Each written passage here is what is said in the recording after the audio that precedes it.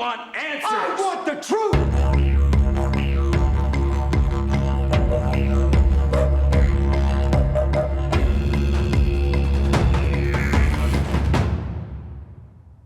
Welcome, everybody, to the Realize podcast. Yes, I get that wrong every time.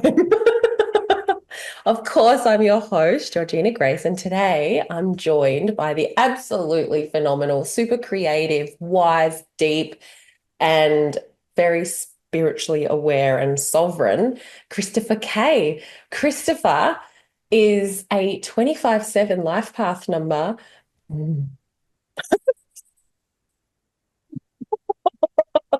This is a really beautiful life path number. The sevens are the storytellers. These are the gateways between um, the best way that I love describing the sevens is like they are like these oracles, these oracles that in their most ideal environment, they're sitting on the tippy top of a mountain that is in the middle of absolute nowhere, where people have to trek hundreds of thousands of miles to sit with them and ask them really deep and profound, life earth-shattering questions.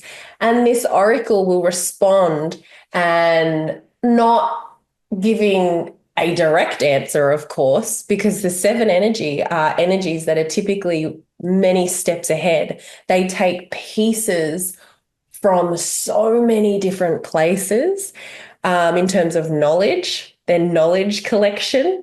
And because there's so many steps ahead, they actually have to tell what they know via stories and riddles, because they speak a vocabulary that the here and now don't necessarily have access to.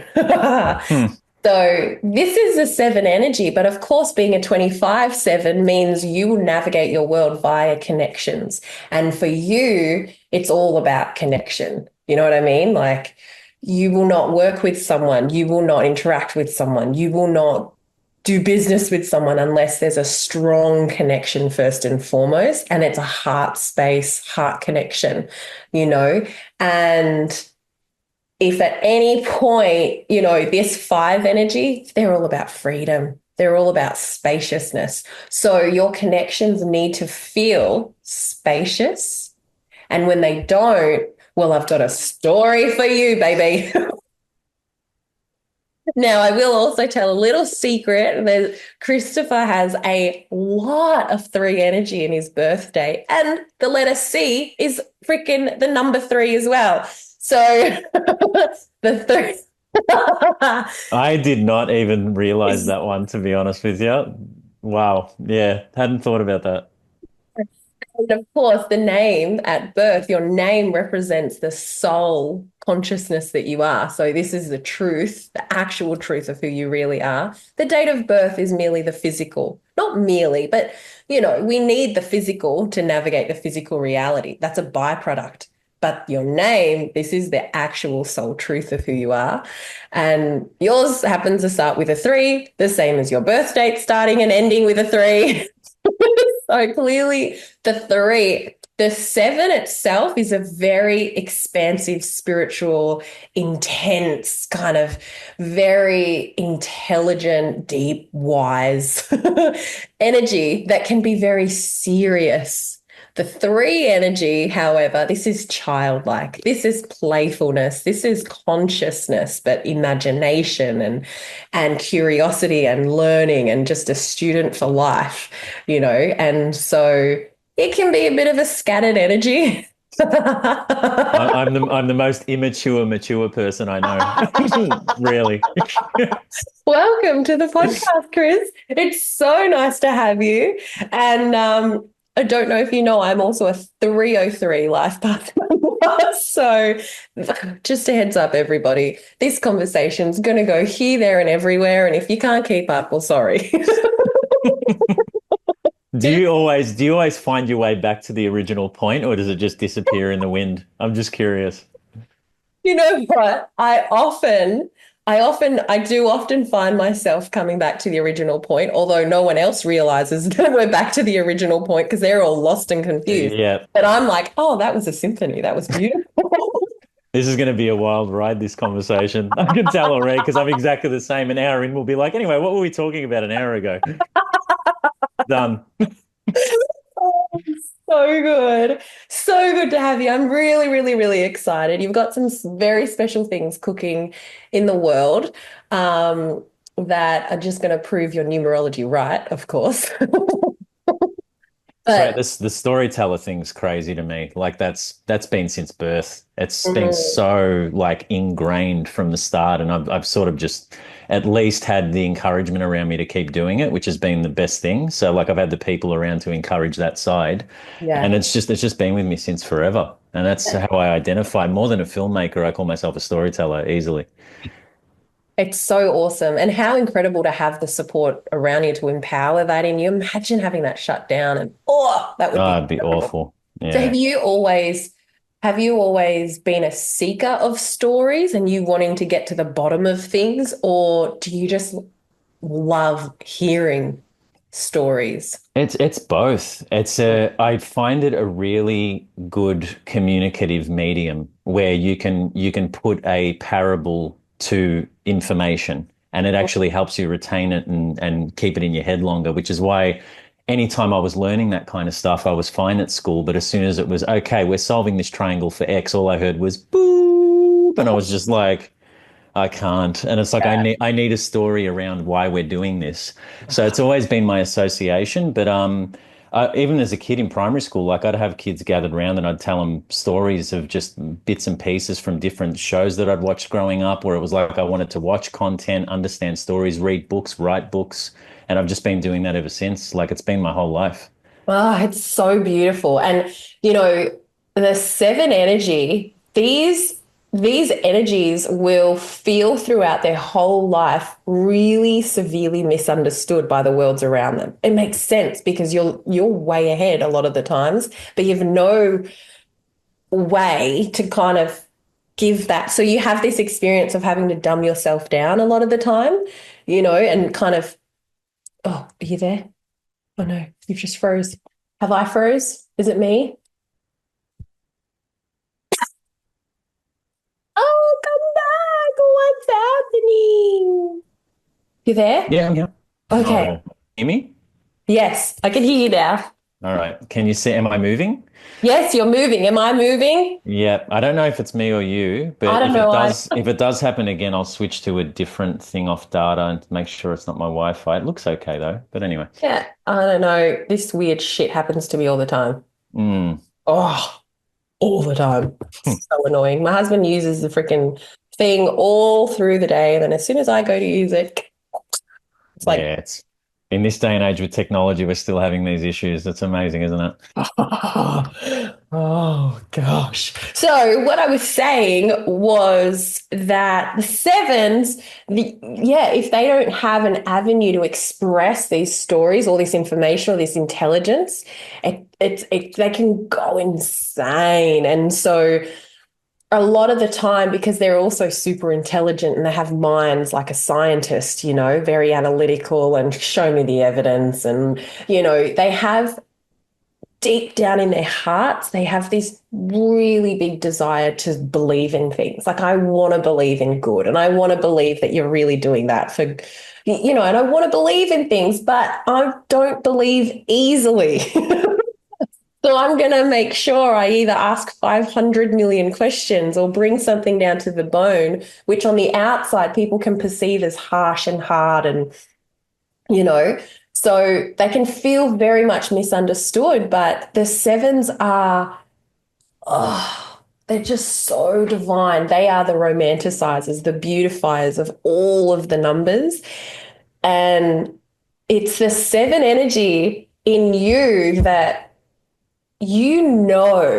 about all of the horrific, painful, horrible, horrible, horrible things that are occurring in the world.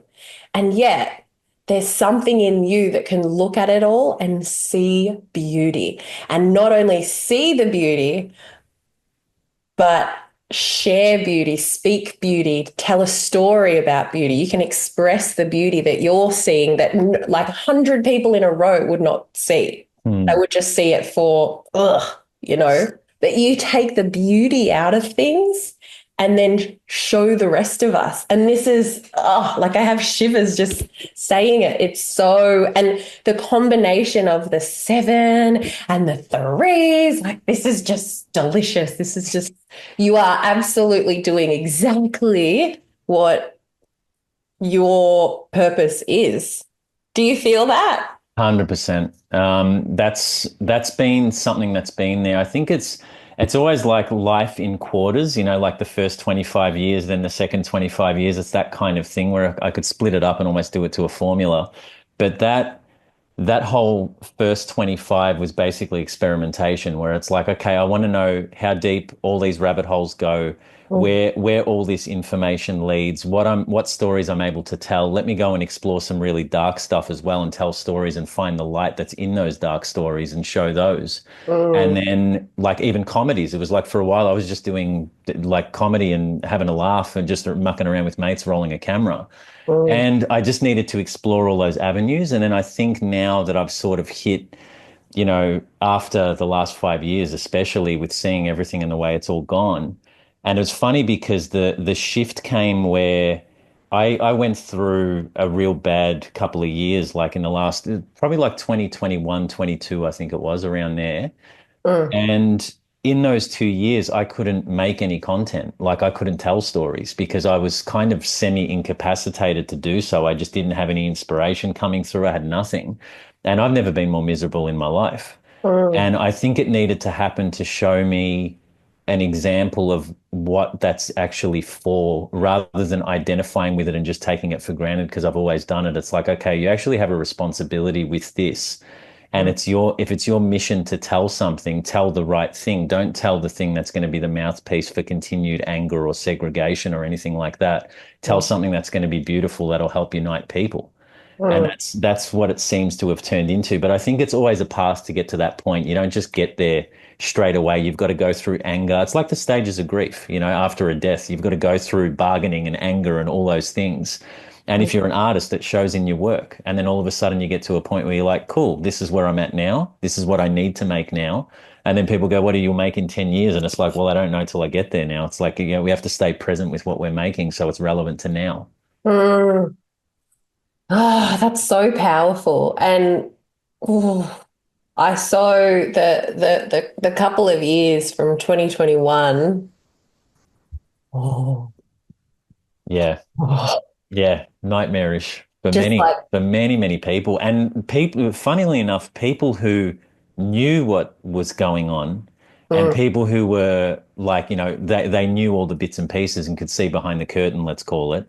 But then mm, the people who weren't aware of what was behind the curtain and still to some degree aren't, and they're still upset, but they kind of internalize it and they don't know what happened. It's almost like, oh, let's just pretend that last 5 years didn't happen and we'll zip past that. And I'm like, that was the most important, as bad as it was, it's actually a really important learning curve. mm, And it's that breaking through that cocoon, you know what I mean, before the butterfly. It's you're in you're the chrysalis. You've got to go through that struggle. And if someone tries to snap you out of it, you'll die. It's like mm, you've got to break through yourself and get to your own other side, you know what I mean? And then from that point, it's up to those people to kind of throw the ladder back, but without throwing it in people's faces. It's like, here you go, there's a hand there if you want it. If you don't, cool. mm.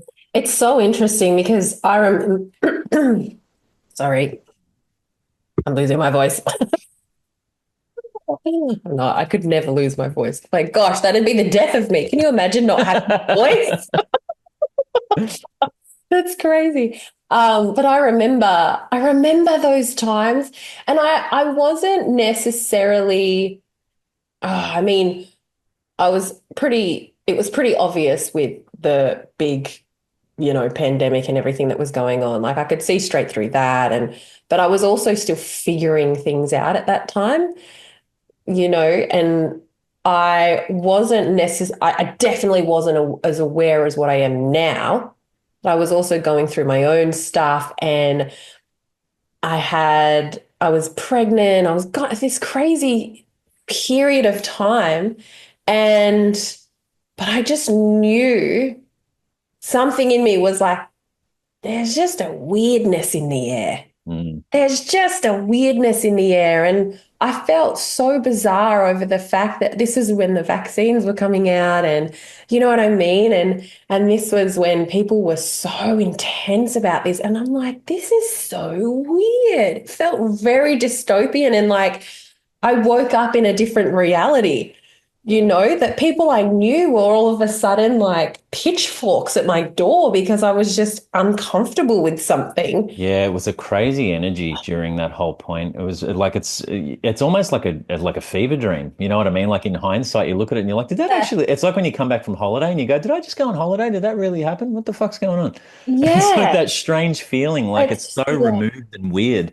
But I always say that that awakening consciousness, the best way to kind of the way I always put it into words is it's when you actually become comfortable with not having answers because most people really require them to exist. They need finite concrete, and then they'll just attach themselves to whatever. Where it's like while we're here, I think it's all about being malleable and questioning pretty much everything, even the other side of it. Once you think you got it figured out, you actually probably don't.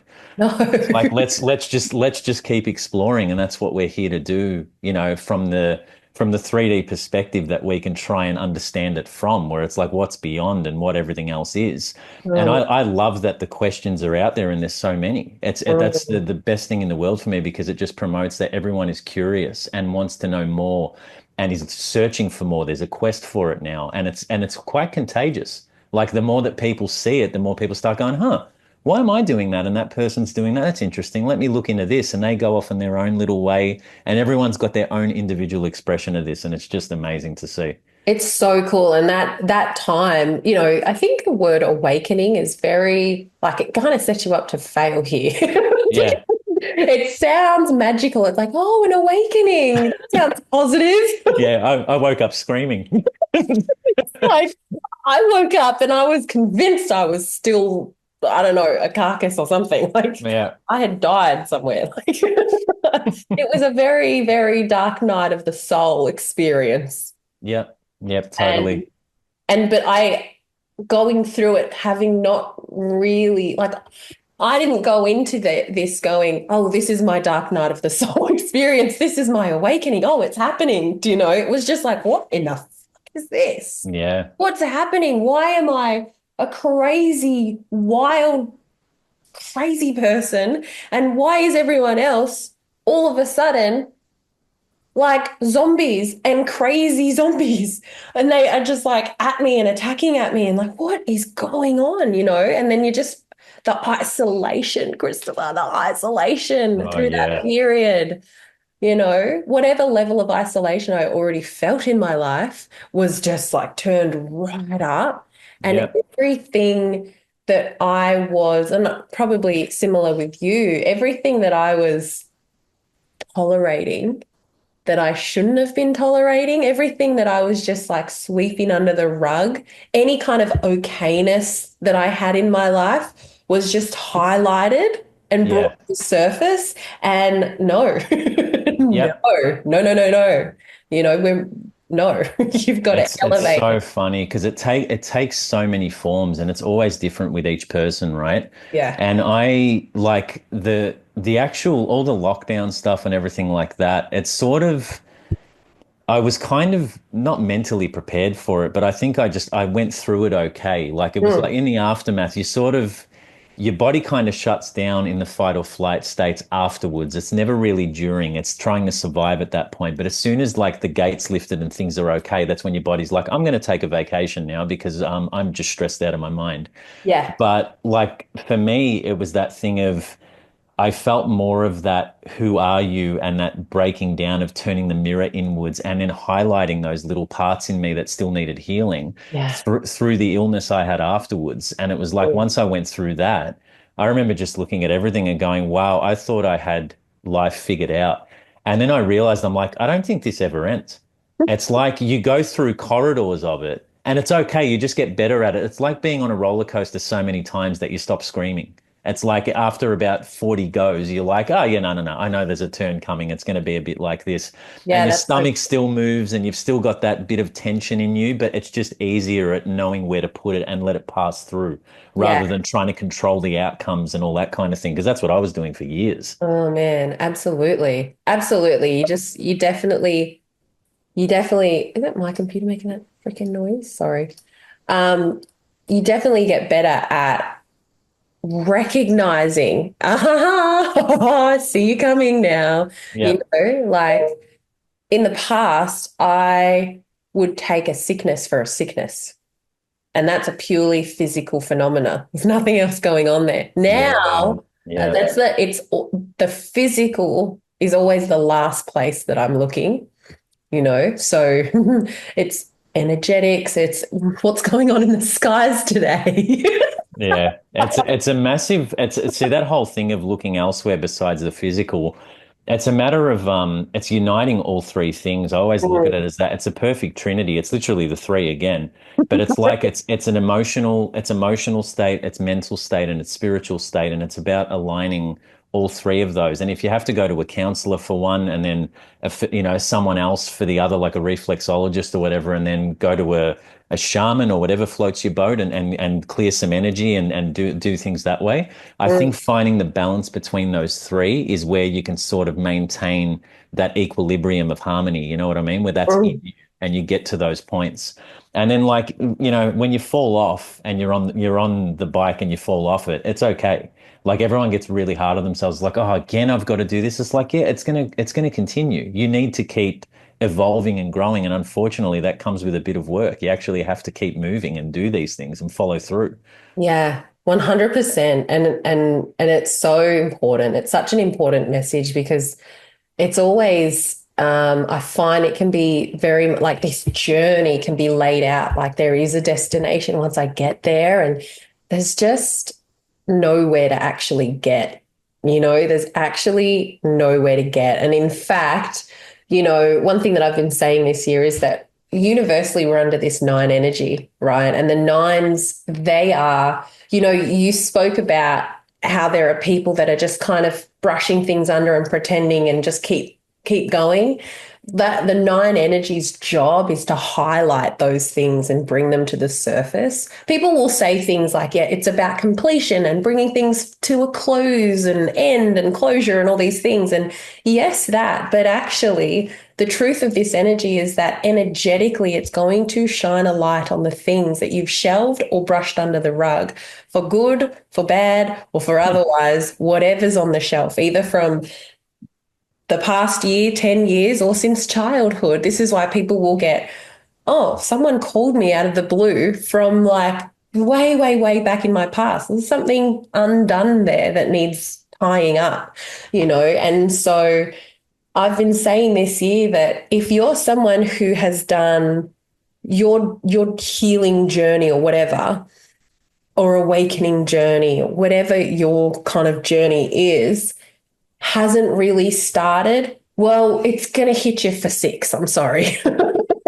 Because under this energy where everything's ran and it's been building over the last, well, for a long time, but very intensely over the last 5 years, it's now at a point where it's like it feels very much like we've hit a tipping point and now it's just, you know? If someone is fingers in ears during that whole point and not listening to any of those signs to go off and complete things or go and see where those things they haven't dealt with are popping up, do they move back into the same cycle again through the one and onwards? Is that how that works? So if they go into the following year without having to deal with anything, they've got their fingers in their ears and they're la la laing, and then it goes into the And next year. mm, What happens there, out of curiosity? those are the people that they get severely ill physically in their body, or, because you think about, you cannot ever get rid of energy. So while they're going la la la la la, all that's actually happening is it's building, and the pressure is building even more in their energetic spheres, in their system, in that way, Yeah. which only puts pressure on the physical, of course, and something's got to self combust at some point. So it's not.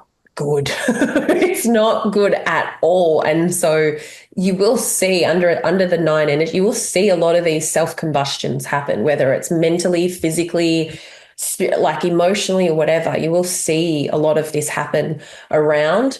But if you're someone who you've been at work on this for some time and you feel like you've done a pretty good job at healing and delving deep into yourself, no one can escape this energy. So chances are you're going to then things are going to be highlighted for you that are the deepest of the darkest of the at the very bottom of the barrel. So just as intense, Yeah, right. so and that has been happening for me. It's like I'm just going pound for pound, round for round, this year. Just keep getting hit by the next, whoa, that's even bigger this time. Yeah, yeah. So Yep. none of us can escape this. And I really, really appreciate this of the natural energetic cycle because it keeps all of us grounded and very, what's the word? Gone. Is it forgetful? No, I'm kidding. I'm kidding. I'm kidding. Sorry, I couldn't help Oh myself. my gosh, no, you've hit the nail on the head. No, the word that's coming to me is humane, but that's absolutely not the word. Humble. Humble. Yeah, yeah, yeah. Humble. Yep. Gotcha. Yeah, it makes a lot of sense actually. Makes a hell of a lot of sense.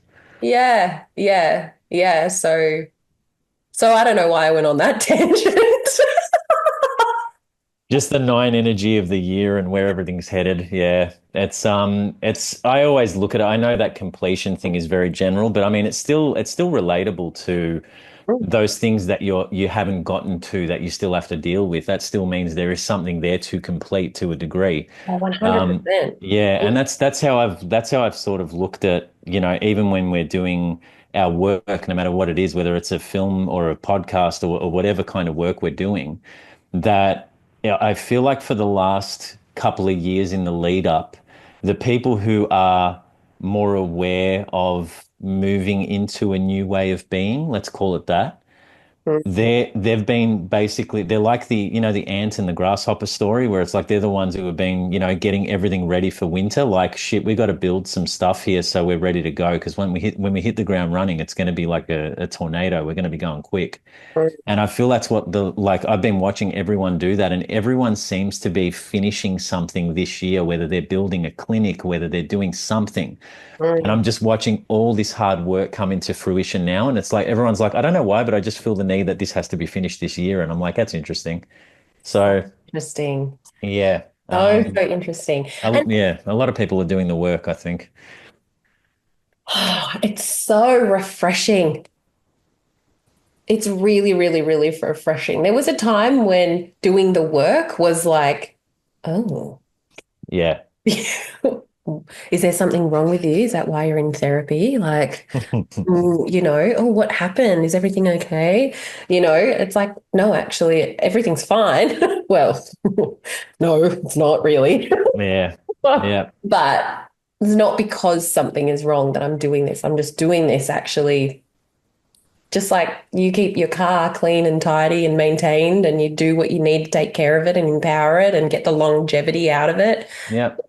The same thing. There are parts in me that are not functioning the best way that they could, and I'm not just going to let that be. Mm. I'm going to tend to those parts of me just like Yep. I would anything else. Yeah, I love the word maintenance. That's what it is. It's literally, yeah, it's keeping maintenance on yourself. And that's the formula for self-love, really, without going too kind of, la la with it. But that's what it is. It's basically you're doing the work on yourself in order to keep that love vibration from within. And then you're able to express that more so outwardly. But if you've got all these problems in your own thing, that's all going to play out in mirrors out in the world, and you're not going to be the nicest person to be around sometimes. No, sometimes. Sometimes. See, I put a disclaimer at the end of that just in case I have a slip. Yeah. Sometimes. I think my husband would maybe want to look at that word. Hilarious. So always known that you wanted to be a storyteller and produce film to tell those stories? I went more from the actor route as a kid, which was where I started. Like when I was like 5 or 6, it was like I threw myself into everything. And it was like I remember even playing Dopey hilariously from the Seven Dwarfs in a play, in a school play. And Dopey's not meant to talk. And I just took over. Like I was just like, I'm just going to make jokes, make people laugh. And like, I had people laughing and I was like, oh, what is this feeling? This is great. Like I'm actually getting a response by doing something silly. And then my dad used to Yeah. do yeah, but not the class clown, like just calm down a little. And I was just like, yeah, no, no, no, it's fine. I won't do that. And I was just a menace at school. Like I was constantly not trying to get the spotlight. It was just the thing of if I could make someone laugh, it was the greatest feeling on earth to me. And then I Oh was my like, huh, gosh. it may not be just the laughter, it's when they're engaged.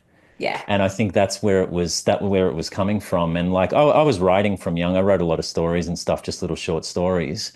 And then by the time I got to high school, I was like, yeah, I've got to make films. But back then it was like, using mini tapes and a shitty little handy cam. And it was like everything looked like the Blair Witch Project. It was awful.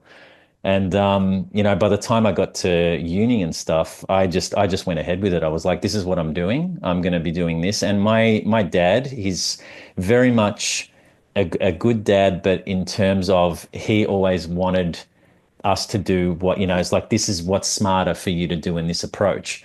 And I Mm, remember I did a combination of doing media studies and cinema studies, and I got kicked out of media studies in the first 6 months because I was mouthing off at every tutorial about it was when reality TV started. It was around that whole phase. And I just was mm. so against it. And then I saw a lot of the manipulation in journalism and this and that. And I'm like, I don't want to do this. So I started going to film classes and then I enrolled over that side and did that. And my dad thought I was doing a different degree for about 4 years. And then by the end of it, I think it was my graduation, I was like, oh, yeah, by the way, I did a cinema degree and I did film, but sorry. I was like, well, you can't unbake the cake now. You haven't got a DeLorean with a flux capacitor in it. You can't go back in time. So I just did it. And then I Wow. started I started making films, but there was an interesting detour that happened. And it was, I'll tell you the short version of this story because it's really just it's a very long one. But we had, this is 2009-ish. We had 7 deaths in our family in about 3 years. So it was like grandparents on both sides or the one. Wow. Those numbers Um, really have followed you around, huh? yeah, two uncles a year apart, and they were like young. They were in their 50s. Just a bunch of them in a row. And I remember at that point, I did the thing of basically helping the family business out, and I turned my back on everything creative. I pretty much had just gotten out of a relationship. I'd moved back home. I was feeling pretty depleted, and I was like, well, I got to be there for the family. I got to do what's right. And Mm. then I started running the business or helping run it with my brother.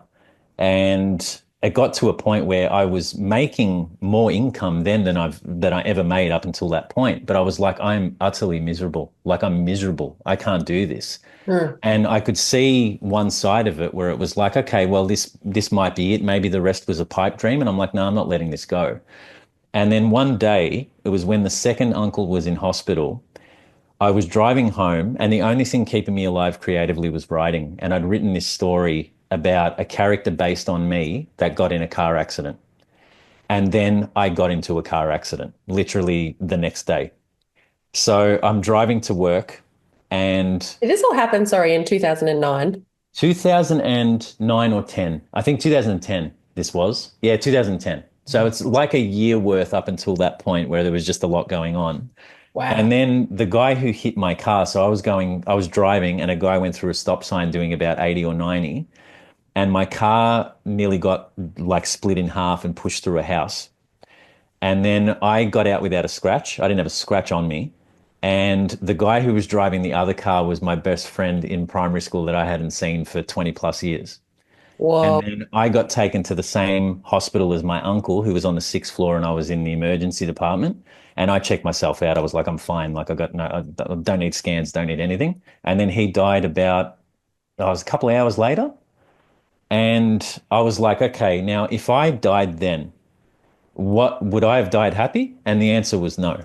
And I was like, this is like the biggest kick in the head. It was like something was trying to go and knock on my head. And then it was, excuse me. And then it was just this smash. It was literally a smash. And it snapped me out of everything. And I was like, okay, if I'm going to go about this life living it for everyone else and not living for me, look at the people who have passed away in their 50s. Look at this just wasted life that's happened around me. I've got a responsibility here to do what I really want to do, and I'm going to give it everything I got. And since then, I haven't stopped. So it was like basically I had to reinvent myself from scratch. I lost all my film contacts, but I rebuilt like a crew of people, and I threw myself into everything. And I'm like, I need to learn everything about the craft. And that's where I'm at now. It's like years later, and I still haven't stopped from that trajectory. That's where I want to be forever. Wow, that's incredible. That's absolutely incredible. And that's exactly, going back to your question earlier where you said, what about the people that with their fingers in their ears, la la la la la. You just perfectly described the kind of thing that happened to the people that are intentionally not going with their path at some level. And this is something that will typically happen to someone who is here for a very powerful purpose. And 2009, that's an 11 year, my friend. Yeah, there you go. Why am I That's not surprised? an 11 year. This is a spiritual messenger energy where the veil is very thin. And if you're not, it's like they say about what's it called? Saturn return. Yep. Yeah, it was around that age. That's how old I Yeah. was too. So it was between that 28 and 32 kind of mark, you know what I mean? Somewhere in that midst. So that's where it all happened. Yeah. So it Oh was my that God. on top of it too. So it's wild. That's Absolutely so wild. wild. And that's incredible that you responded. You're like, all right, I hear you. I don't need a second warning. Yeah, 100%. And it was like I try to shake a lot of other people out of it, or at least be a voice of reason. Even for my parents, they were working like, like dogs for years and Yeah. in a business together. And it was like everything was just work, work, work, work, work, like never a break. They hadn't traveled overseas since their honeymoon, and they were like, Wow. in their 60s at that point. And I just remember like once all that happened, it was like, we started gearing up for them to sell their business off, which they did. And then they went to every country in the world. I was like, you need to do what you want to do. And I'm Mm. so glad they did, because they did it at exactly the right time in their lives where they appreciated it and did it. And then I'm like, well, I got to take my own advice here too, like, because I haven't really gone off the beaten path or thrown myself into stuff. I've been so preoccupied. But, it's part of everyone's life path. It's like when it's time, it's time. You kind of know. And then you just follow that intuition. Yeah, you kind of know or you get severely shoved Yeah, yeah, yeah. Just push straight off the cliff. Yeah, one or the other. You're going either way. through a house. Yeah,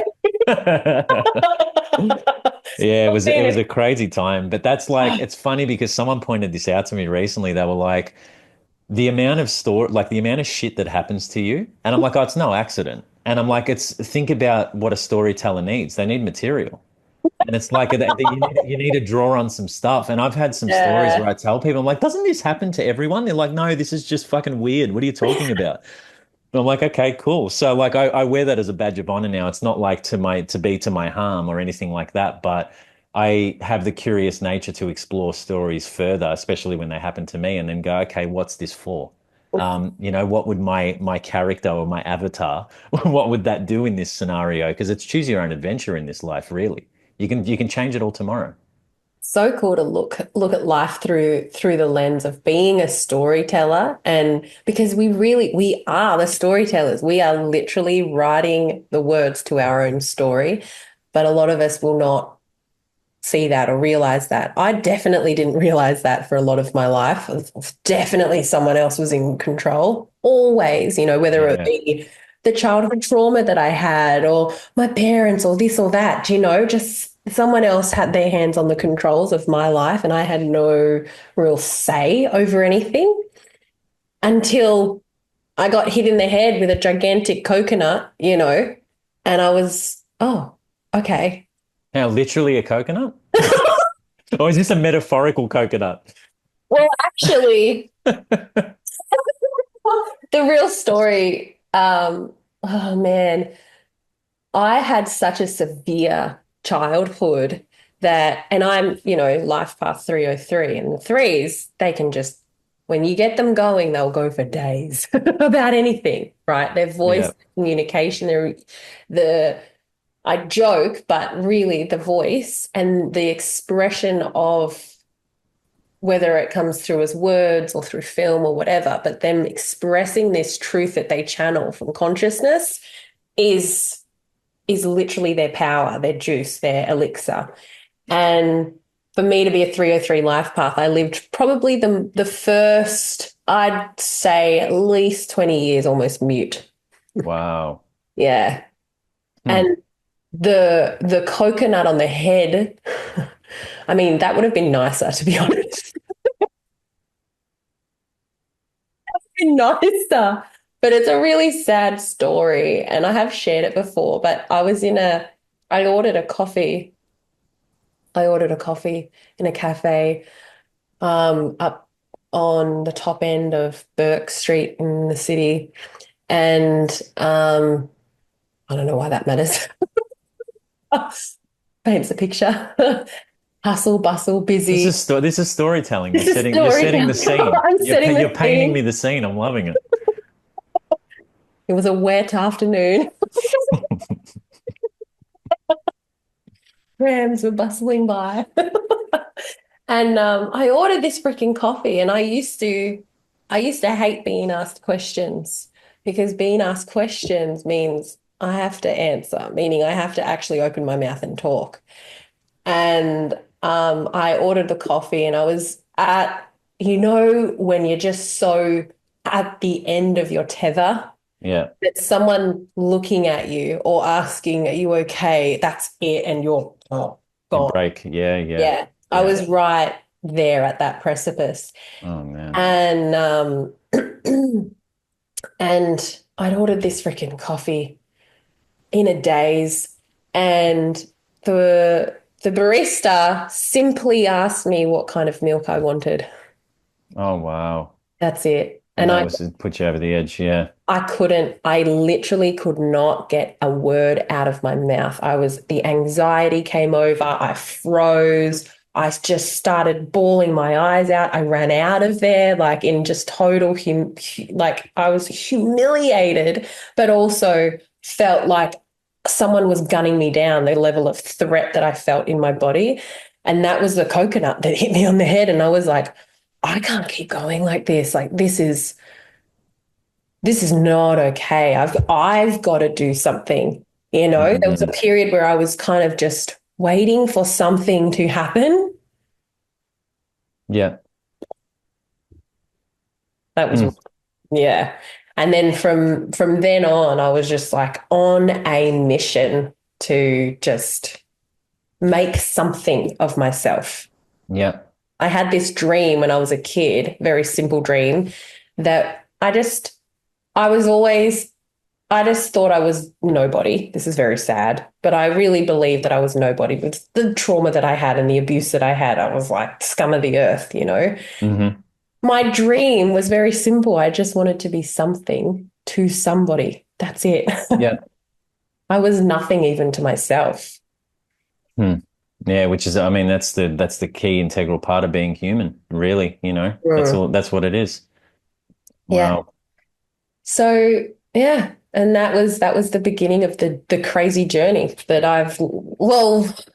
It's just, mate, because you're such a good speaker as well. I was going to even say, like, if you did acting or whatever, you got a great voice for it. You enunciate your words well. It's like I think your throat chakra is thriving. You know what I mean? That's what it seems like. do you know, it's really funny because in school, I would be in the acting class and, I absolutely freaking love it. And I'd be playing all the characters and get frustrated at other people because they're shy or they're like, Hmm.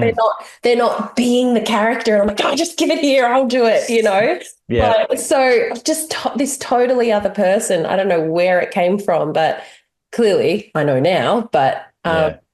yeah, so I love it. And I did acting for a little bit of time, very, Nice. very teeny time. Had the best fun in the world, but very quickly something didn't feel right about that industry, you know. Oh So yeah.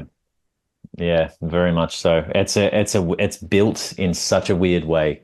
And Oh, I've never liked it personally, like even from previous projects and stuff. And it's not to slag off anyone who's in it, because it's like I know there's some people that, that's their artistic expression and they bust their ass to get there. I get it. But it's like you look at the way it's structured. It's literally these creative mediums, you're either thriving or you have no money. That's yeah, literally how it's done. And it's like, okay, we're all art's free. People think, nothing costs anything. It's like everyone just give up your time for nothing. You're not worth anything. I'll tip the waitress or the waiter at the cafe, but I won't tip you and I won't give you any money, but please come and do this task for nothing. And then all of a sudden you get this shiny contract with a big lot of money on it, and there's always a devil attached to it somewhere. And yeah. that's where people get got. You know what I mean? It's like they've been trying for so long, and then it's like this is what I want to do. And I love the craft of acting, but I've Mm. always looked at it from a point of, especially like on award shows where they get up there to tell you how you should live your life, and I'm like, dude, Oh, you're still putting on a cape and playing dress ups. Like you're pretending you're someone else for a living, and that's great for the medium. It's entertainment, but yeah. it's really not that important for you to tell me how to live my life in that semblance of reality. And that's Mm. always pissed me off. It's like every one of those shows where they're like, I think this is what you need to be doing. I'm like, thank you for telling me that from your $150 million limousine. That's great. It's like I couldn't have done without that information. But yeah, just I don't know that it's built that way on purpose, I feel. But I really feel like we're coming to a point now where the power of that is coming back into the hands of the people. And it's going to be a slow process, but it's with the music industry, it's with everything. You look at what Lay Love Down's doing with music, and you look at all these other people that are utilizing an art form and putting it into a new approach. And it's magic. It is Mm. absolute magic right now. And that's where I can't wait to see it. I hope I'm around long enough to see it all keep taking shape as we go. For sure. And I think actually that's one of the most exciting parts of this whole thing for me is the new art that's we're going to see in the world, and that the purity of it and the authenticity of it, and that actually this expression is actually for the betterment of humanity. It's not some, you know, like some underlying coded, you know, no, like it's actually just pure-hearted people. Because it's Yep. how is this how has this been for you though? Like being someone who grows up, you have this dream, this ambition to be this storyteller, and then you kind of go, whoa, you wake up and you realize the reality of the world is particularly in the arts and the film and cinema industry isn't what at all you probably thought it was when you were a kid, but you have this dream. So how what is that like for you That's being such a great question, because it's a process like anything. I think some people can't get past that, and it's they get so fixated on it where it's like I don't want to disrupt these ideas that I've built in my mind about what something is. Like they can't tear it down. And I Mm, realized that the ultimate test was I tore down everything in my life. I tore down education. I tore it all down. I was like, I'm always going to question it. I'm always going to be the kid who mouths off and gets kicked out of class because he's talking back to the teacher. yeah. And I just had that moxie in me from then. But when it got to what I cared about, I was like, Mm, wow, this is fucking challenging. Like it was a real challenge. And I remember, again, like I said earlier, it was like the stages of grief. It's akin to a death. And you go through anger where you're like, oh, this is bullshit. I did that with films in 2021, I think it was, where I was like, I'm not watching movies anymore. Fuck this. And I got so annoyed. And I'll give you a very, very quick. We'll do the number three side loop and wheel on back. But I'll tell you a really interesting tidbit, which yeah. you may know, and I think some people do, some people don't. But this is always a fascinating one. So Sigmund Freud, right, the father of psychology and psychiatry, Mm, he was quite old in later in his life, and he was a drug addict in terms of cocaine and everything else. He had like some real issues in the later years of his life. mm. And he had a nephew named Edward Bernays. And Edward Oh, Bernays came to him and basically said, "Look, we'll paint you as the father of psychiatry. I'll release all your papers, sign everything over to me. I'll take care of it." And they basically built a fortune from that. And then Edward Bernays, for about 115 years, I think he was alive, or 110 years, he got old. but he basically was one of the biggest manipulators of the entire 20th century, right? So some of his highlights include telling people that fluoride's good for your teeth. That was him. Um, what else? Getting women to smoke cigarettes and calling them torches of freedom. He's the inventor of bacon and eggs as breakfast for people because there was too much agriculture with eggs and bacon, and he married them together and said that's what a staple breakfast should be. I can't remember if cereal was one of his, but on and on this goes. And even he helped Wow. out.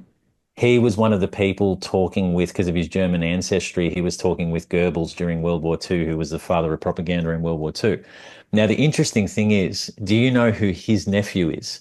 His nephew is Mark Bernays Randolph, who founded Netflix. So people don't know this, right? They're just like, oh, it's no, Mark Bernays Randolph is, and it's like, firstly, he's got his name as the middle name. It's literally there on his Wikipedia. The thing that pisses me off is you see documentaries about this guy, and he talks about when they were competing with Blockbuster Video, and he's like, oh, we had it so hard, and it was a struggle, and I've come from nothing, and it's like, come from nothing.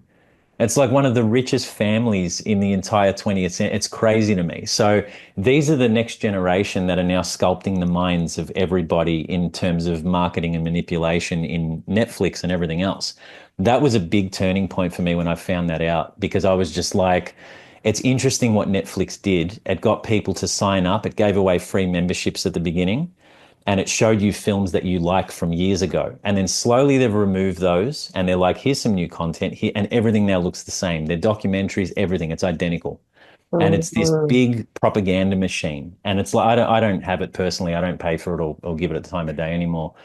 And I feel like that needed to happen and it needs to go to a really evil extreme in order for the wave to roll back and to go where it needs to go.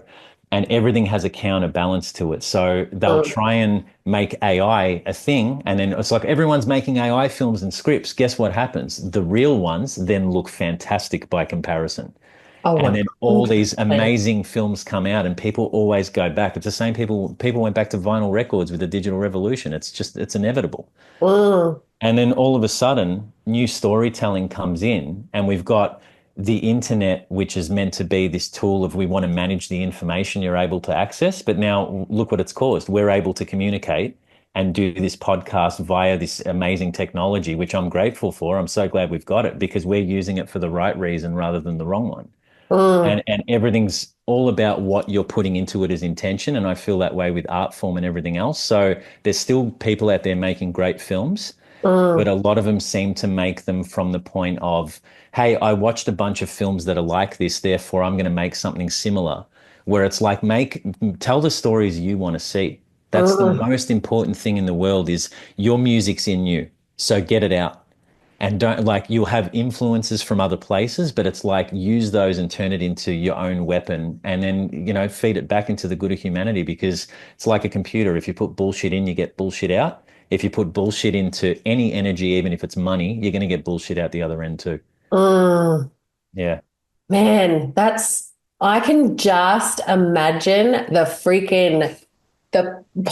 literally step by step for you, that whole process of learning all of that, seeing all of that. Oh my effing God, with all of that. Are you serious? And then the dark night of the soul again of like, can I even have anything to do with this industry? Like, how do I get into it at all? Because it's like, oh my gosh, it's so saturated. Do you And know what I always compare it to, Georgina? It cracks me up. It's like when you used to go first day in high school and there was a cool group of kids and people wanted to join the cool group.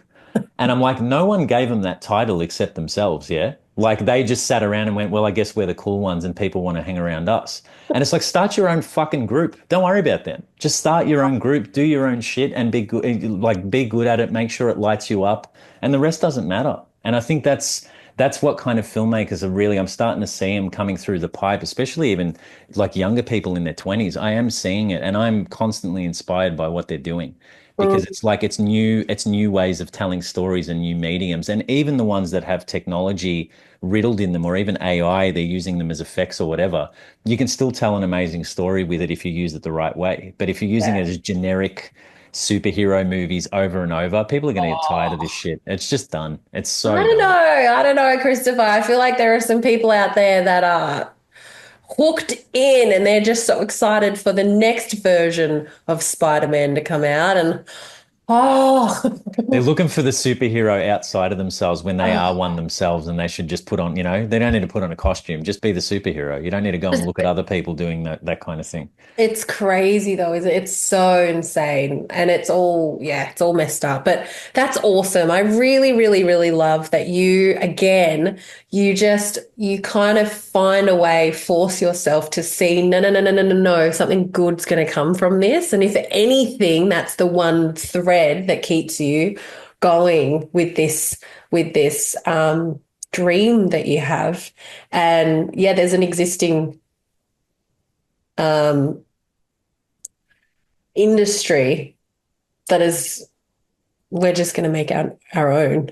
You Yep. know? My husband he's obsessed. He wants to be, he's written some films and they're sitting there collecting dust, you know, but they're incredible. And we've had so many conversations about this. And one of the biggest things that he had to deal with was he especially loves like the history of film and the history of and the impact that these different actors had on the film, like Marlon Brando, and like he was the first one to wear the t-shirt. No one was wearing a t-shirt before Marlon Brando because it was like you wear that under shirts, and he made things cool and the impact that had on the film industry and Mm. just and like James Franco and not James Franco, James Dean. James Dean, exactly. Yeah. Like, like he's a walking encyclopedia for this stuff. And it's the same with the music industry and different, major people in music and everything comes back to the blues. And, we've just had some incredible conversations. And then you go on this awakening journey and you start to realize, hang on, all of these people are actually no good. They're Mm. actually really no good. And it's like, your faith in the entire thing just it's like but it's been really interesting to watch that unfold for him, like his love for this whole thing just got like crash and burn, Yeah. totally heartbroken, but then you're left with nothing else but yourself and Hmm. still a passion and a love for telling story. Yeah. And That's the art form. That's part of the soul. That's what it's all about. And it's not to say mm, that like, every actor in the world is, horrible and complicit in anything. Like there's a lot of people that are in that delusional mentality. Like once they're in those circles, that's just what they want to do. mm. And then that they'll do anything they can to make that happen, kind of, you know what I mean? And it's like at the end of the day, I don't think it's down to the people that are creating the film or acting in it or anything like that. I think they're utilized as pawns, like they're actually just used as pieces in a bigger game. But Yeah. it's the money people. It's who is bankrolling something to push it to the top of the list and then keeping the other ones out of sight down the bottom where it's like, no, no one can watch this stuff that opens your eyes up. Let's make more of this drab shit or put some programming into this movie. And then all of a sudden now, once you got the glasses that you can see those things happening and you watch something, Mm, I went through a phase where I boycotted everything for about a year. I didn't watch a thing. mm, And now I look at stuff from the point of view of, okay, well, everything's got a beautiful movement of a hero's mm, journey. Everything's got something that's very much linked and defines humanity. And that's where my love of film as an art form will always remain because it's mm, like these are human experiences. Now, the crazy part is some of them are human experiences that then create the outcome in society. So mm, they're made and people are so attached to this as an idea, mm, whether it's Marlon Brando wearing a t-shirt or whether you go beyond that. And then all of a sudden people start doing it because they're mm, heavily influenced by this. mm, So that's where I think there's a responsibility in filmmaking or any art form where it's like what you're putting out there. Don't say yes to everything. Don't just do it for a paycheck. Do it for the love of it and do it for the right reasons. And I don't think you can go wrong in any art form when you do that. mm. It's such a powerful message, and it definitely, it gives you the ability now to like watch these things And it's so easy. Now, I don't know about you, but I can watch something and it's just like, oh, there's the programming. Oh, Yeah, straight yeah. away. I did it the Oh, other day. I literally did it 2 days ago with something where it was so damn obvious what was oh, going on. And I man. love testing people because I'm like, you should watch it. And then I just want to know, did they catch it? Did And they some catch do it? and some don't, you know. It's like it Yeah. depends on the person, but it's amazing. Oh, Yeah. it's hardcore. It's hardcore. And I find it's actually the most hardcore with kids' movies these days. Oh yeah, bigger than ever. And I mean, look, I Oh, grew up watching Bugs Bunny cartoons where they were blowing each other up with dynamite and shit, you know. So there was some volatility in those, but I think the humor triumphed over that because it was so friggin' hilarious to me to watch those cartoons, and me and my brothers bonded over watching them. yeah. But I think it's just gotten steadily and steadily more obvious or worse, where they're not even trying to hide anything anymore. It's like it's so apparent. And I don't know if it's me because I see it easier or Yeah. whether it's just there to be so obvious for people. I'm not sure which one that is. Yeah. No, I hear you. I hear you. And I struggle because I'm like, I don't want to be the downer, but I don't think we can show our son that film. Mm, You yep. know, like, and I want to go back and I want to show him films that, of course, that like I loved when I was a kid, like The Land Before Time. Oh my God, I Yeah, loved great. that. Yeah, I yeah, yeah. loved that. And Yeah. I bought it on YouTube. I was so excited to show him. And then I watched it and I was like, this is fucking horrible. There is so much trauma in this movie. What in the, like one of the first scenes is cute little Littlefoot, his mum dying. Yeah, Like, it's like Bambi's mum all over again. It's oh, traumatizing. it's Yeah, yeah. so traumatized. I'm like, what? No, get it off. It's amazing. And you know the thing, power to you as well, monitoring it and seeing that. And I think that's really important. It's not to keep kids in the dark or the next generation, let's say, you know, like in the dark about things, but is that very much an understanding for them to discern what they're consuming. And it's called consumption for a reason, right? So it's like it's not just the food you're putting in the body or the tea you're drinking or the alcohol you're consuming. It's literally pieces of media are finding their way into your cells. At a Mm, cellular level, you are absorbing the energy of that film. And I yeah. saw this thing, I think like it was like Prince or someone said this a while ago. I can't remember who it was, but it was about what happens with that energy of like if you watch a really disturbing horror movie or, you know, like a slasher flick or whatever, Mm, and then you ask people, is it real? And they're like, well, no, it's fiction. And then you're like, explain a scene to me. And then they say it in detail. And it's like, oh, so the film's still with you then.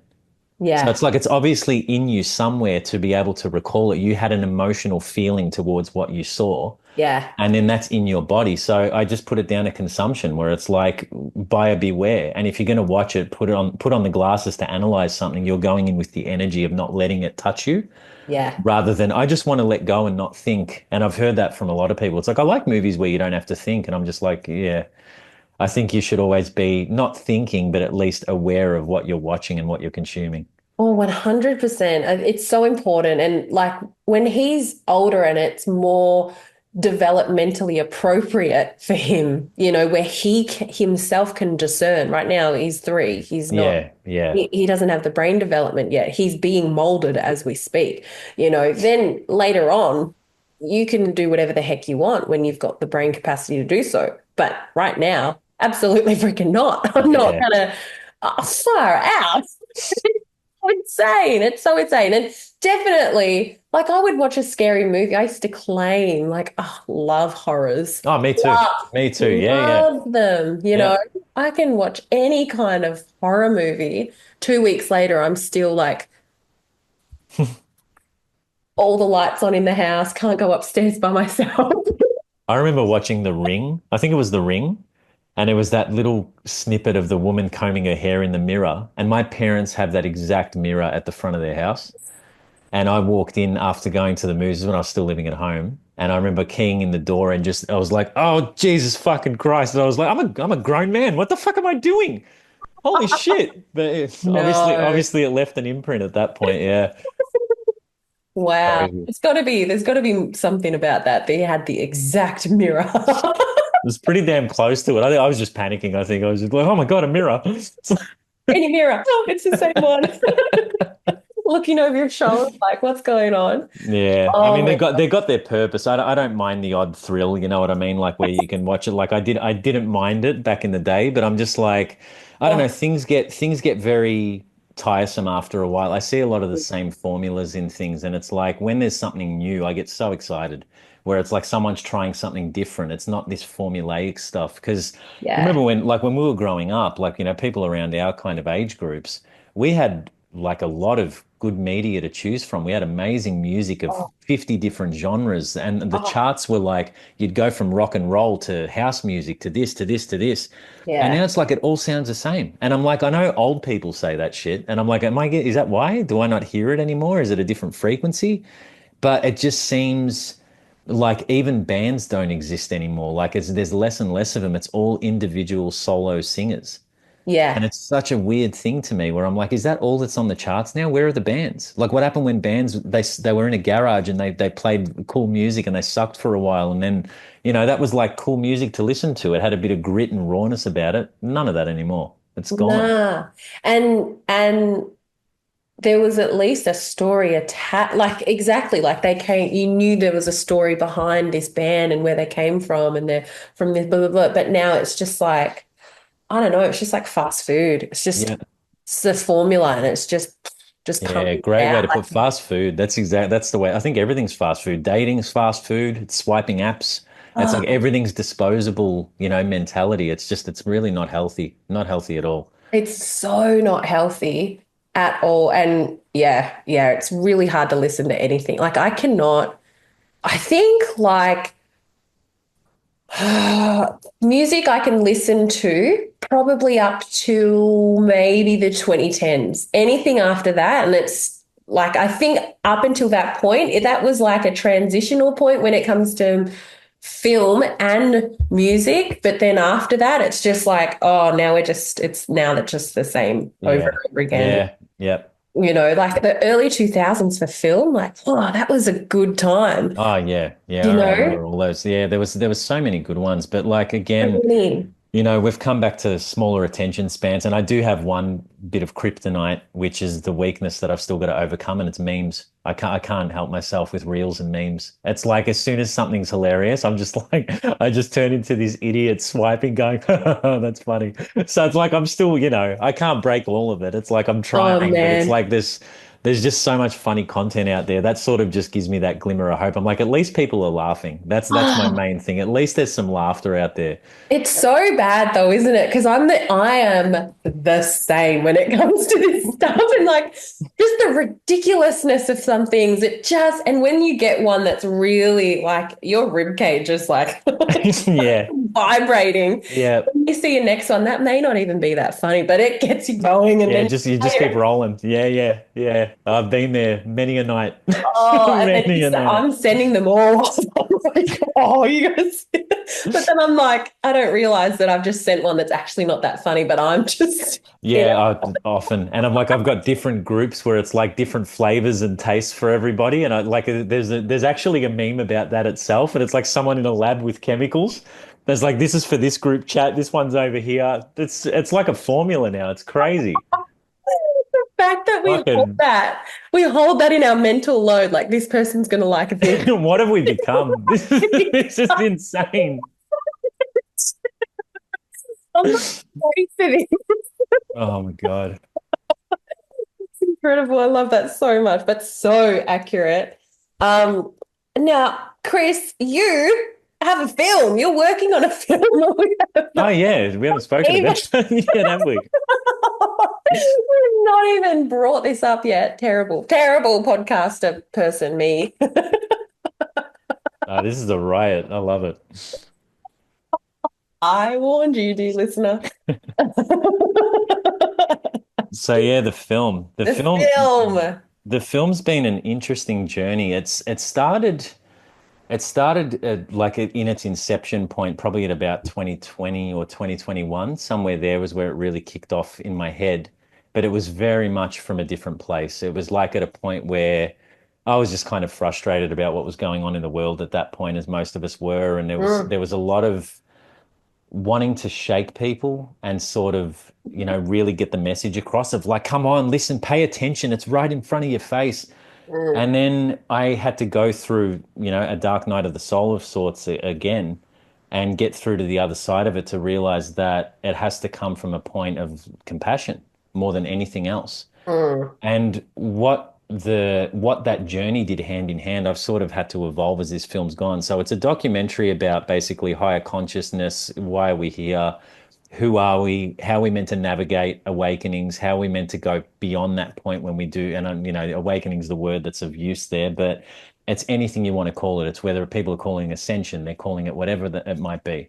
mm, It's how does one navigate this? And the most important fundamental thing of all of it, which has been the biggest learning curve for me, because I didn't have this at the beginning, but when I started it from the right place, the word that kept coming up in everything I did, in every meditation I did, was reintegration. And that was the word that just drummed into my head. And it mm, was like, okay, so we can go off and understand what our programming's been, break all these constructs, go mm, into a whole different way of being. But then how the fuck do we walk around in this 3D simulation or whatever the hell is going on and mm, not have any emotional reactivity? And that's for me where the golden work is. That's the best work you could possibly do is when you can go into those situations and not avoid them. You don't become avoidant. You actually can go to them, experience them, and let the emotion pass through. And for me, mm, that's one of the ultimate forms of enlightenment for me is when you're able to do that. Because anyone can go away on a mountain somewhere and just go meditate and not interact with anybody, and it's like, yeah, okay, but then what? It's like, mm, where's the growth? How do we integrate this? How do we help the next generation and pass the ladder back to others? mm, And where it's all headed to, because it actually started with Dale. It was like the first person I wanted to talk to was Dale. mm. And then I met him by chance. It was a total fluke. I like literally bumped into him walking alongside him, and it was like, "Oh, hey, how you going?" That's literally how it happened.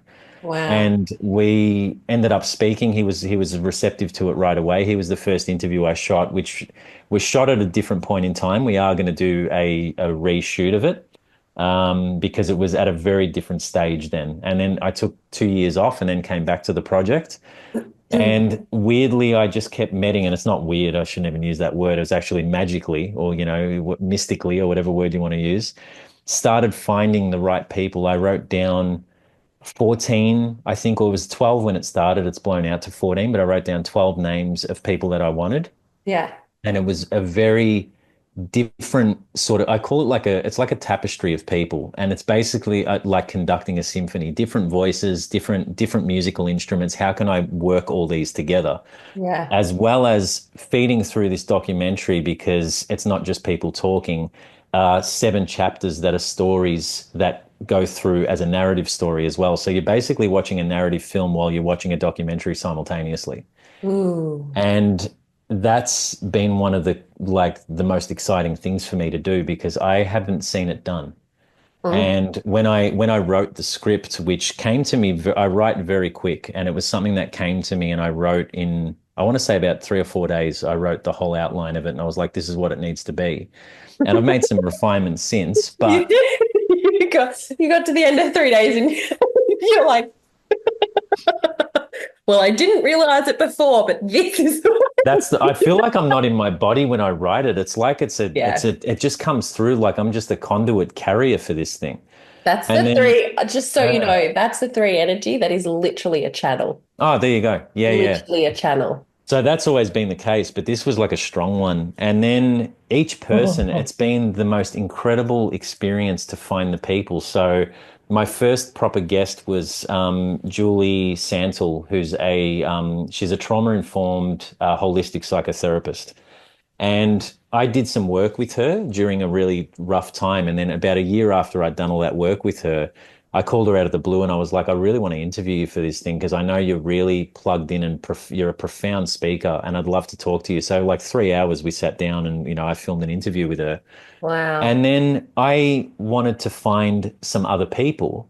And it turned out that her neighbor goes up to the Northern Territory to visit this Indigenous tribe leader all Wow. the time. And she was like, oh, I can just go and I'll go get him and I'll get his number and you can talk to him. And I was like, what? And I'm like, that's the dude that's been on my list for 2 years and me sitting there going, how am I going to get this person? How? And then bang, it happened. And it's been like this every single step of the way. And the beauty is it's not all smooth sailing.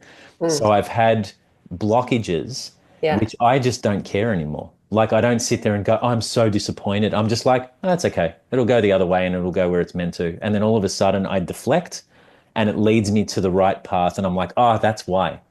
And I just have to make sure that I don't get too caught up in the drama of, oh, it didn't work out with that particular person. And it's like, as soon as it's led the right way. So currently I've shot 10 of the interviews. We're still raising funds to get it over the line. So it's a very long process and an expensive one. But Mm. we've got executive producers on board. We're still looking for more executive producers, getting funding up, and I'm hoping to get it completed, at least shot completed by the end of this year, Wow. and released at the start of next for that renewed one energy we're moving into. Yeah. Yeah. So yeah, it's well on its way, but yeah, it's been the most exciting thing I've ever had to do, and I feel like I've grown so much doing it, and it's very humbling, and Mm. especially speaking to like indigenous communities, even from, like Aotearoa and, the Maori tribes there, as well as Native Americans. And like, I'm just finding these links to people where I'm like, all of them are basically saying the same things, but in different ways. And once you put them together and you see them in an edit and you start looking at it all as one piece, you're like, everyone's actually speaking about exactly the same thing. It's just on a different frequency with different wording. And then as soon as you see that mesh together, you're like, an audience member may not get all of this, but they will really resonate with this person, or they'll see this person and this will light them up and plant a seed in them. So it's like it's about having that the widest kind of audience possible to reach so Mm. people can start doing the work and, get their own understandings and have their own individual path from it. Yeah. Epic. Hmm. Oh, Yeah, so how it's been exciting. crazy. Yeah. It's been a really wild ride, but it's just unreal. It's been unreal. Just have to say congratulations because it's just anytime someone is just full blown going 1,000,000% backing and investing in their truth, their dream, their passion, like this is the number one top thing that is so inspiring for me outside of women giving birth, of course. Of Like course. that's something else. But this in itself is like an energetic, spiritual, emotional giving birth to something because it's that monumental and it is like a really laborsome process. Wow, Chris, this is so exciting. Yeah, the My, amount of work is like it's crazy because you'll know this when you're in your purpose, it doesn't feel like exhausting work. It's still work, it's still tiring, but yeah, it's not exhausting. You're not like, oh, I'm spent. yeah. And it's literally you can do like the work of three people. Like you can see as long as you've got that outcome and that drive to Mm, know and see that final outcome. And I don't like really feel like even the film is mine. People are like, it's my film. And I'm like, of course my name's going to be on it. I've worked my ass off. Like it's just part of, putting it there. But I feel like I am carrying this through for people, and I think that's what everyone who works on anything that like is of importance to them, yeah. that's what it is. It's almost like you're the vessel that has to see this through. And Hmm. you can do it a billion ways. You can really take any route you want. Again, it's choose your own adventure. It's do you want to go down that path? Do you want it looking like this? Do you want it sounding like this? Whatever it is. And then once you pull the trigger and have that faith, divine timing really does come into play and it actually slows you down. So Mm, I can't go 100 miles an hour like I used to. Previous projects, that's all I did. I'm like, I need to get this finished. mm, Now I get my legs taken out. It's like, excuse me, hmm. calm down, fill your cup, Mm. make sure you rest. Maybe the timing isn't right now, but maybe it's in a couple of months. And as soon as I'm in that flow state of malleability, everything just works. And it's like Mm. it'll happen when it happens. And it's like you don't get disappointed by any of the outcome. You know what's so wild? This is going to sound so left of field, but I've recently started learning how to fight and defend myself. Oh yeah, cool. And my teacher, my coach, I don't know, I guess coach. He comes from many different modalities, and the Mhm. modality that he encapsulates it all in is called Zendakai. But he's done kickboxing, MMA, like all of the different things, and he Yep. does BBJ, Brazil, no BJJ, BJJ. Yeah. BJ. Brazilian Jiu-Jitsu. Yeah. Yeah. Yeah, Yep. yeah, and part of the reason why I'm doing this is because I connected with a teenager self inside of me that feels very powerless and weak. And sometimes when we sit with a previous, I say previous, but I call it different time zones. They're actually still existing, just on a different time zone. And when we connect with a past, a self of ours in a different time zone, there's certain things that they need. And a lot of the very young ones, they just need me to sit with them, hold them, love them, give them a space, safety, all this stuff. But the Yeah. teenager, she needed that. But she needs more. She wants to feel powerful. She wants to feel strong. And so I'm now in my adult body learning. I love this. That's so awesome.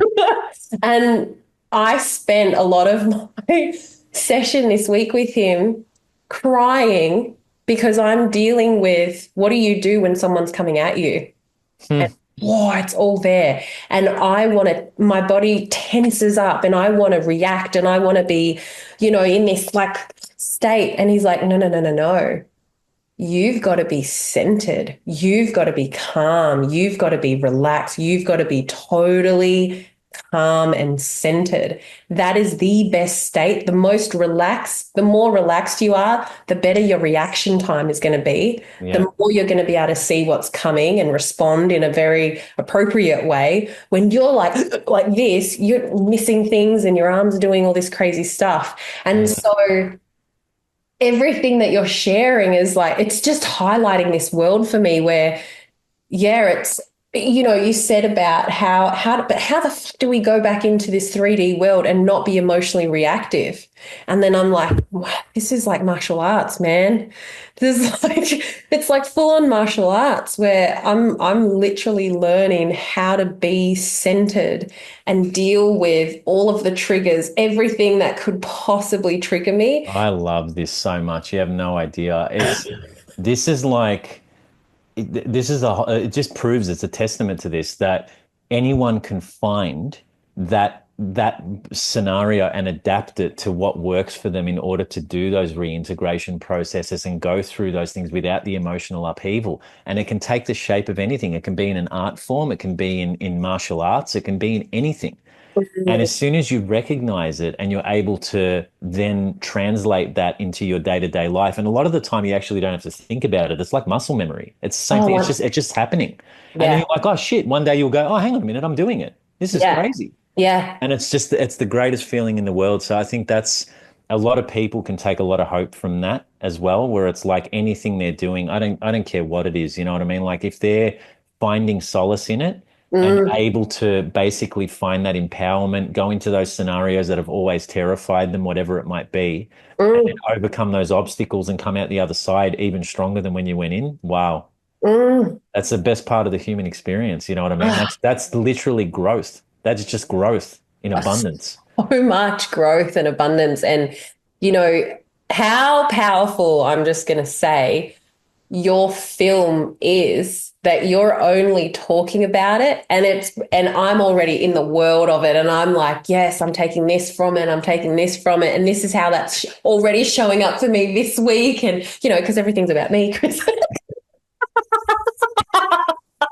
It's your podcast. You just run with the torch, man. Run with it. It's fine. That's my thing to always fall back on. It's like, well, it's my podcast. I really get to do whatever the heck I want. Love it. Start your own if you want to say, you know what I mean? Absolutely. But yeah, it's such an incredible. Thank you so much for sharing that with me and with us and with the world. I so get that experience. And I will say there is part of this that is trauma, wrapped up in trauma, where a lot of people will say to me amazing things about, I do readings for people or I teach numerology, and they'll be like, "Oh my God, that was a woman literally said of all the things, and I've done a lot of different things. This is the number one most powerful session that I've ever had in this 2 hour time, you Yeah, know?" wow. Yeah. And there is a part of me that is very grateful for that feedback, and I do feel it. There is a traumatized part that's like, what the fuck, me? Little old me? Are you crazy? I'm a nobody. Yeah, the old imposter syndrome, The eh? old imposter syndrome. But there's also this part of me that is, I'm just the messenger. Yep. Do you know, I feel like I'm just the conduit. I'm just I think delivering. it's when it's that comes more from a point of, it goes back to that humility and humbleness you were talking about, where it's Mm, like you're not it's not the first feeling you said where you're kind of running away from it. It's like that imposter syndrome, we've all had it. I think it's the most common one amongst most people I speak to, and I've had it myself. And there's still glimpses of it that come up where it's like, oh, fuck, really? Is it me? Am I doing this? Like, holy shit. And it comes up. But when it's from a point of you're able to, because like you said, energy doesn't die, right? You just retransform it into something else. And when it's coming from that point, rather than being in an anxious state, that you're actually saying that I'm here as a messenger to deliver this. mm, I'm a messenger to help see this through. I'm a carrier of this, whatever way you want to look at it. I mm, think that's what most of the things are because we're getting a lot of things from the divine or whatever you want to refer to it as. And mm, we are literally plucking it from there and it's coming through us. mm, So it's not to say that it isn't meshed in with our own personal experience, because obviously when you're doing a reading, your personality comes through. It's the way you're communicating, your laugh and your speech and everything else, and how you do it is different from everyone else in the world. And mm, that's your unique fingerprint on it. And I think when people are giving you a compliment for that, that's a beautiful thing too. mm, But also, it's that balance of cool. So that's the part of it. But I'm also very privileged to be the carrier of this message. And as soon as you're grateful for it and it comes from gratitude, mm. it's a 10 out of 10, I think. Oh, That's my 100. opinion anyway. No, that really deeply resonates, and every time, like after every single reading, I say to they always thank me, and I'm like, no, no, no, no, no, thank you. Like whenever in life do you, for the first time you meet someone, get to have the most in-depth, intimate conversation where you're saying to them things they've never spoken out loud to anybody, or Yeah. even actually formulated in words for themselves, but have felt like that's the first time I'm meeting this person. Like this is the biggest honor in the world. And um, I just love that you're doing that, but you're doing that in a way that can capture or deliver messages that can be so malleable for like so many people all at once. Yeah. Like everyone will receive the message that comes through this film appropriately for whatever they're dealing with. And I think that's just to be able to do that is magic. It's a big responsibility. I know that much, and yeah, thank you for those kind words. But like, yeah, it's a responsibility. It really Yeah. is. Where it's like it's to see it through to reach people, and I really feel like it's you've got to kind of keep your arrow as straight as possible. You know what I mean? When you're heading there, there's the Mm, two things that come up on most people's path that try and deflect them off it. And one of them is distraction, which is the most common, and the other one's temptation. And temptation comes in all forms, where it's like it can be even someone offering you money that's the wrong person. And I've turned that down from the wrong people, and I'm not ashamed to say it, but it's that thing of when your gut, or we're talking about this, I think it might have been before the call started, but we're talking about that mm, sacral energy of decision making. mm, And it's like when you know, you know. And it's mm, like this is for the right reasons. If you feel uncomfortable, if your body is shouting at you, trying to tell you something that this is not a person you should be in business with, or this isn't a deal you should take, don't fucking take the deal. Like mm, you know from the higher self, all the way through what's right and what's wrong. mm, And when you've got any project or anything you're moving through with that energy, it's all about the finish line, the final product, and also what its capability is. And it's not about how easy to switch it to say, oh, it's capable to be successful, so I make money, so I get famous, so I, and it's none of those. It's about what can I do in order. The only one that it's about me is it fills my cup to do this. That's literally it. It's like this lights me up like a Christmas tree, man. I get so happy when I do this, and this is my joy, and it makes me a happier person in society to spread that and Mm, to inspire others like I'm inspired by them. mm. And then when it gets to the actual product itself, it's like, no, it's for the good of the people. That's what it's always going to be for. Yeah. Yeah, and that's so, I love that. I really, really, really love that because anything that's divinely created is always wrapped immediately with divine level responsibility for it. Yeah. Yeah. Protectiveness, whether it's giving birth, and that's such a good example to use because it's very clear. There's no question about it. And in most cases, a woman will give birth, and outside of the obvious love that she will feel, the very next biggest thing is this insane, intense need to protect, Hmm. aka responsibility. Yeah. Anything that is divinely created, it is responsibility, and it needs very particular levels of responsibility for it to then be nurtured and to grow. It doesn't matter if it's a seed in the ground or literally anything. And I love how you're very, I don't like using the word careful, but very, selective with this. And how much of a reckoning that must be for yourself when you get offered, particularly money, you know, for this heart space project that you have, and then to bet and back nothing else but this gut feeling, this knowing, this intuition, when the world would call you insane and crazy. Oh, I've been called it already. I bet It's like hilarious. 5 million times over, but to stay true to that and knowing you'll never know if that gut feeling was true or not true, whatever it was. You know what I mean? Like that's Yeah.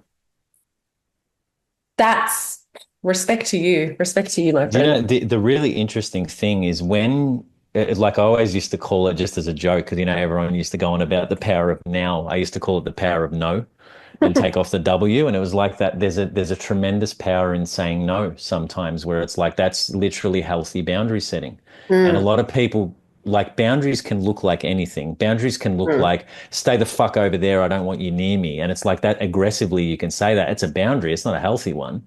mm. That's obviously something you got to work on yourself there. You know what I mean? Where it's depending what the scenario is. But Yeah. in terms of a healthy boundary and saying this is where the line is, right? Mm, And you're also going into relationships with people, no matter who they are. Every time you have a conversation, it's relationship. It's literally that, mm, and you're kind of not interviewing each other, but it's that thing of it's not just one way. It's not like, hey, you have something I need, therefore I will bend to your every whim until I get that thing. And it's like, no, no, no, no, no. This is an exchange, and it's like we're back to that trade barter system. And mm, it's like energetically, here's what I'm going to give, and here's what I'm going to get back, and let's keep this as above board and respectful as possible, and everything like that. Doesn't mm, always work, but I've noticed one thing is when you knock back the wrong energy, the right one is just around the corner.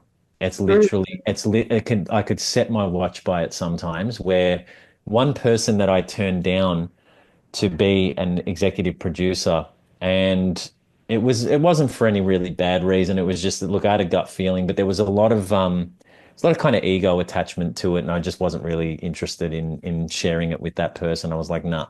And I won't get into too much detail, but mm, once I knocked that back and closed that off, I did Dale and Maddie's podcast. mm. And then within a day, I had someone reach out to me via email. And I was like, what the? And it was just like, it was the most beautifully written email I've ever received. And I was like, wow, what is this? And I thought, okay, I'm going to contact this person. And it wasn't for any reason. I was just like, I'd love to talk to them more because they just wanted to contribute a big piece to the film. And I was like, look, I actually want to meet you. I don't think I can just accept that with, from a distance. I'm like, let's just talk, let's catch up. Where are you based? And they live like up the road. And I was like, are you like one suburb up, literally two turns off the main road out here? And I was just like, come on, man. And then I met with him and his partner, and we sat there for 5 or 6 hours talking. It was like we've known each other for 300 years. I was like, this is Wow. like instant friendship. And we've like, we've been working together ever since that day. But I'm like, would that person have emerged if I didn't say no to the previous one? I often wonder. And I think Mhm. it's about making space energetically for the right people to come into the circle. And you're going to get tested every step of the way. And it's like test your honor and test how much you're walking that line and just stay on it and good things will come. It might take longer, but it'll be worth it. It's always worth it. It's such, I mean, the rigor to be the one to actually say no. Like I have, like that's like really, really respect to you, my friend, because that's huge to just really back that within yourself. And yeah, in my experience, it's been the same where not as, like I've had ugh, I mean, where even when it comes to like houses and things like that, I had my heart set on this house. It ticked all the boxes. It was perfect. And it had just this one tiny thing that I was like, no, I'm not quite sure about that. Funnily enough, it was the number of the house. Of course it was. Which number was it out of curiosity? What number were you avoiding? Come on, tell me. I really want to know. It was a seven. I'm offended. No, I'm kidding. I'm kidding. No, no, no, no, no, no, no, no, no, no. Sevens are magical. Anyway, I'm not going to go any further with that, but So you didn't move in there? we You didn't didn't, get the house and I was absolutely devastated. huh. Absolutely devastated. And then literally that afternoon, found the next house. It was in the most beautiful suburb I've never heard of. We got it after the weekend and we moved in like 2 weeks Amazing. after. It's amazing. What number house was that one? 64. Ah, interesting. Yeah. Yeah. Yeah, yeah, yeah. So yeah. And then that house, we moved from that house because I think that house was actually just about giving us a new start, which was six and four is one. And Uh-huh. right. This is interesting. Yeah, Yeah. So yeah. that house was about giving us a new start and not necessarily about the actual house itself, because the house itself is shocking. But the suburb is like the most incredible suburb you could ever imagine on the beach, but also farmlands. And, it's very community. No, we don't get street postal service. So everyone has to go to the one local general store that's also a post shop. And if you meet Yeah, someone, cool. like it's very, and everyone knows who I am, everyone knows my son, and it's just incredibly safe and no freaking traffic lights. It's just, Unreal. How cool. yeah, it's amazing. And so, yeah, now the house we're in now is in the same suburb, but it's an 11. I'm at an 11 as well. I live at Are 11. you? Yeah, I'm number 11 here. How Yeah. funny. Yeah. Yeah. So definitely stuff like this, whenever the wrong thing, it's always like the very next thing is the right thing. But to take that to the next level and you being the one to reject, to say no. Like I was rejected and I then have to go, oh, maybe it was for a reason. But to Mm-mm. be on the other side of that and go, no, I'm not going to have you on board. I'm not going to take the money. I'm not going to like that's huge. Yeah, it's a trial at times, but it's like it gets easier each time because the more you back yourself in decisions and then don't regret it afterwards. It's that thing of like, people can go in a spiral of thought. It's like, did I do the right thing? Blah, blah, blah. And it still happens. It still comes up. Yeah, it's But like buyer's remorse. yeah, straight away. I think it's just a normal part of the human condition. But like Mm, it just like anything, it's navigating it with the outcome in mind. And like you said, that perfect thing of like childbirth is basically wanting to protect. And it's like you're protecting the thing you're birthing. That's mm. that's what you're doing. That's literally your job, Yeah. is that you're here to protect it and defend it and make sure that it has the best possible, outcome and best possible life, basically. You Mm. know what I mean? So it's Yeah. yeah, yeah, amazing. So good. So, so, so good. Well, can you tell us what can we do to help you get this thing off the ground and running? So as much as I'm still shooting it, which is good, like the expertise and the people on board currently have been a big help. Mm, But people don't realize how expensive films are, and especially when you want to make them well to compete with what's out there, and get the maximum reach. So on the website anavasi.tv, mhm, you can basically do a tax deductible donation. There's a link to it. It's really easy to do. Anything helps. Anything that we can possibly get would be incredible for us because we're building more and more of a strong community around this thing, and it's going to do amazing things out there. And I really feel like it's needed, especially coming into the collapse of the old empire and the building of a new one. mm. It's a really important thing. And if anyone's interested in the full, executive producing investing, you can still get in touch with me via that website, and always open to a conversation. And that's pretty much it. We're just going to keep on trucking no matter what happens. But yeah, that would be a big help. Amazing. So, can you spell Anavasi? A We'll put N it in the notes and Yeah, everything, but Anavasi. how did you, I'll when, tell I'll tell you a quick side story. The title was the strangest thing. It came out of nowhere. I literally woke up one day with it in my head, and I was like, "What's this word?" And I remember it's a Greek word, and when I was younger, I understood some Greek. I haven't spoken it for years, but my grandparents have a Greek background, so I knew bits and pieces of it, and I got like I could get by. And I don't know if I ever knew that word, but I was like, okay, it's a Greek word. And I wrote it out. And then I looked it up, and it was basically in terms of ascent, as in the climb. So it wasn't about ascension past tense, as in I've ascended and I'm above you already. It's literally about the work in the climb. So literally the climb up the mountain itself. And wow. I was like, because I was looking for a word that I really wanted to attach meaning to, that something people wouldn't look at it and be put off right away or go, there's 100 documentaries called Awakening Consciousness or whatever generic term, and whatever else. And they're already out there, and there's some really great ones. But I thought I just want a word that's an idea.